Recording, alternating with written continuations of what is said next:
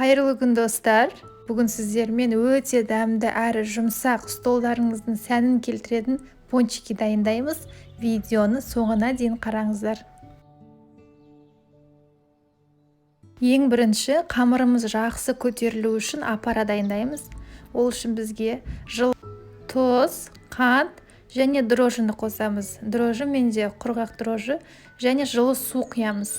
Осының барлығын жақсылап араластырып 15-20 минут бетін пищевой пленкамен жауып қоямыз. Аппара дайын болды. Көріп тұрғандарыңыздай бетінде көпіршіктер пайда болған. Негізі осылай көпіршіктер пайда болу керек.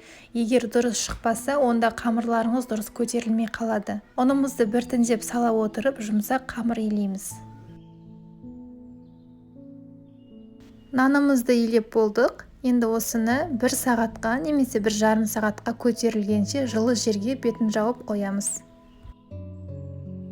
Қамырымыз көтерілді. Енді осыны оқтаумен жайып алатын боламыз. Аса жұқа етпей, орташа қалыңдықта жаямыз. Нанымызды жайып алғаннан кейін осындай кружкамен немесе стаканмен кесіп аламыз.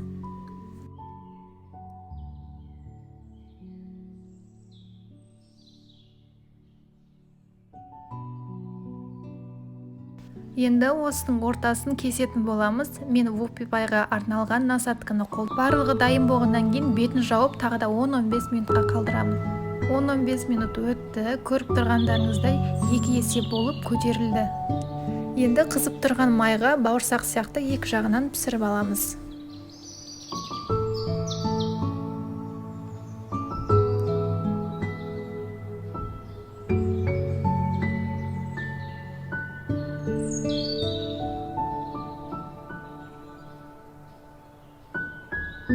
Пончиктарымыз дайын болды. Енді мен водяной баняда ақ және қара шоколадты ертіп алдым.